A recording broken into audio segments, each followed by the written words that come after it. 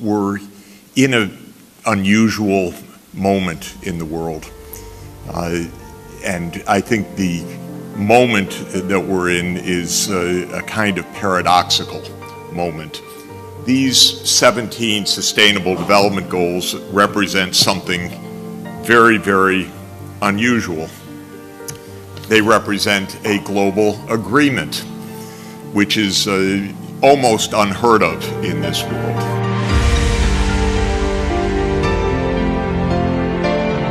So these goals are not to be taken lightly, these environmental goals. They are, even though it's hard for us, I think psychologically hard for us, look at how comfortable we are. Look at how rich we are. Look at how we enjoy our lives. We cannot feel the earth moving beneath us in that we're undermining fundamentally all that makes this possible. France's tourism industry has lost nearly $800 million. For those who do go out, the sight of police patrols is the new normal. And it's easy to forget, but the country is still under a state of emergency and will be until January 2017. French people have indeed become accustomed to seeing soldiers, heavily armed soldiers, patrolling the streets. After the Paris attacks, there have been attacks in Brussels, there's been violent protests across France, and also there's been attacks in the Mediterranean city of Nice, all that coupled together. These goals represent an agreement of every member state of the United Nations on a way forward in global cooperation for the coming generation. And they were followed by an equally momentous agreement just a few weeks after September 25th, 2015, last year, when these 17 goals were adopted. Donald Trump will be the 45th president of the United States. It's being called the most stunning upset in political history. A second night of anti-Trump protests in cities across the country. Some turning violent. In Portland, police say a rally turned into a riot when demonstrators started vandalizing vehicles and buildings, throwing things at police and blocking this bridge. Some so upset they burned several small American flags. And tonight, an 11-year-old Texas boy claims he was beaten by classmates because he voiced his support for President-elect Trump. By incendiary words that we haven't heard before in politics. Viral video that may be hard for you to watch. It shows a local mom kicking her child out of the house because he voted in a mock election for Donald Trump. In this video, she can be heard yelling, even cussing at the boy, who is visibly upset. In this video, you can hear Chicago area teens yelling, "He voted for Trump," while others beat a driver in the middle of the street. Momentous possibilities that were undreamt of by earlier generations.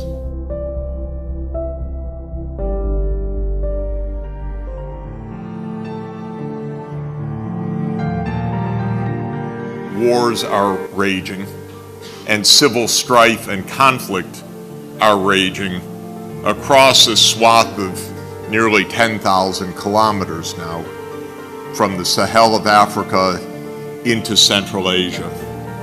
And there is an alarm of a world that seems to be spinning out of control.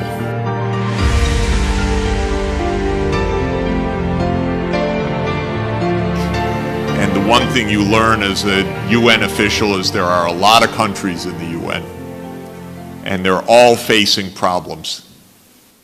Every place I go is in the midst of environmental stress.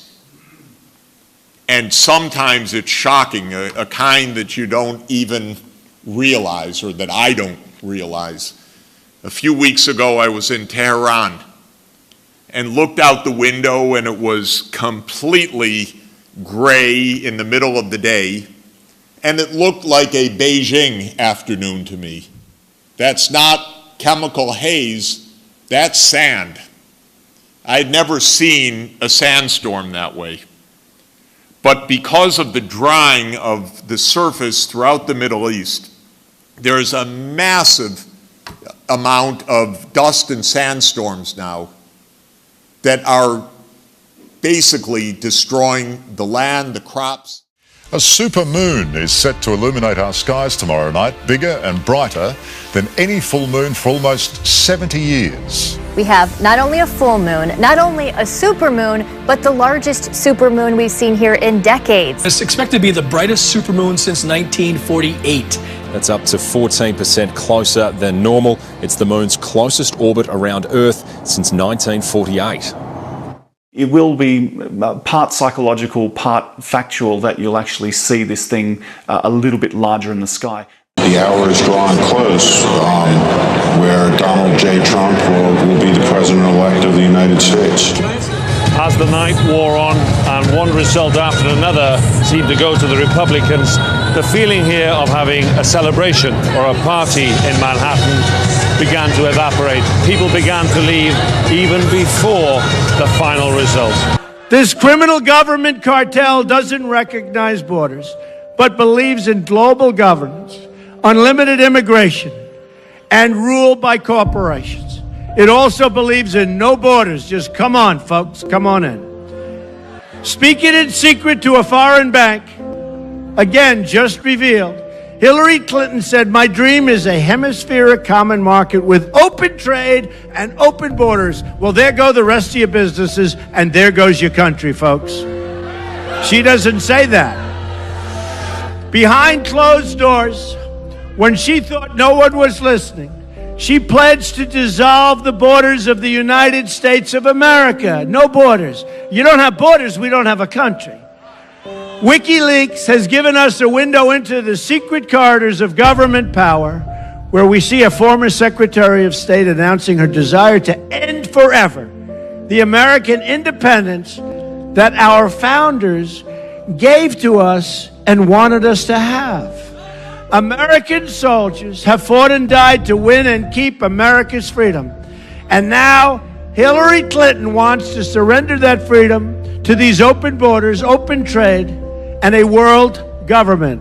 And by the way, we want a government for the United States. We're very happy with it. We're very happy.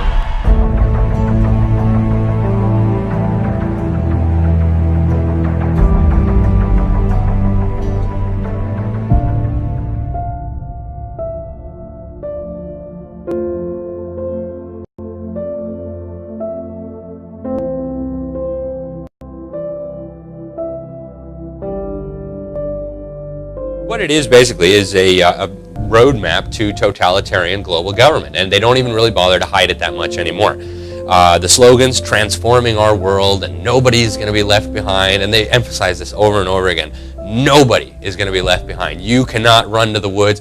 There's no escaping this, right? So if you think I'm going to build a bunker and I'm going to save a lot of food, that's not going to work. Nobody is going to be left behind. But the end goal really is very simply a totalitarian world system. They call it the New World Order a lot. If you listen to their speeches, George Bush in 1991 went on TV, said the purpose of me invading Iraq under the UN is to create a new world order. And he told us what the New World Order was, right? It's a world where the UN peacekeeping forces can implement the vision of the UN's founders, who we went over at the beginning, right? Stalin, Alger Hiss, these types of people. Why would we want UN peacekeeping forces implementing this totalitarian vision? Well, I don't know, ask George Bush.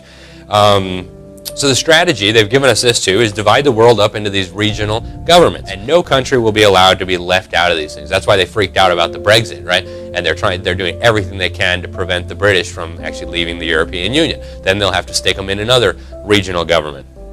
They want a global currency, they want a global education system, etc., etc. And here's what Henry Kissinger told us. I call him Henry New World Order Kissinger. He released a book in 2014, World Order. And whenever you hear world order, you can just substitute the word order for government and you get a picture of what they're talking about. And he says, the contemporary quest for world order will require a coherent strategy to establish a concept of order within the various regions and then to relate these regional orders to one another. Even Sarah Palin, love her or hate her, whatever, but she's, important figure in our political debate. And she says it's time to get out of this UN, right? The one world government apocalyptic stuff, and it's good that the British decided to leave, and America can learn an encouraging lesson. It's time to dissolve the political bands that connect us to the agendas not in our best interest. May UN shackles be next on the chopping block. So as for solutions, you know, I always tell people we need to pray, right? God, actually, we're going to need his help for this. And the Bible tells us that too, right? If my people shall humble themselves and pray, he will heal our land, right? He tells us that, and that's a promise, and God keeps his promises. We need to educate ourselves, and we need to educate others. We need to educate our children and protect them from being dumbed down with these agendas. We need to not be misled by people who say it's the Jews or it's the Mormons or the Catholics or, you know, all this kind of hate. That doesn't accomplish anything. It's useless. It's counterproductive. It goes nowhere. And on the other side, we have wars raging. We have a growing threat of, once again, something we imagined was not going to be with us ever again in our times, of confrontation between superpowers, Russia and Europe and the United States facing off against each other, a kind of raging name-calling on both sides, and opposing forces in Syria these days, growing threats in the South China Sea, and a world that seems profoundly uncertain, unstable, and dangerous.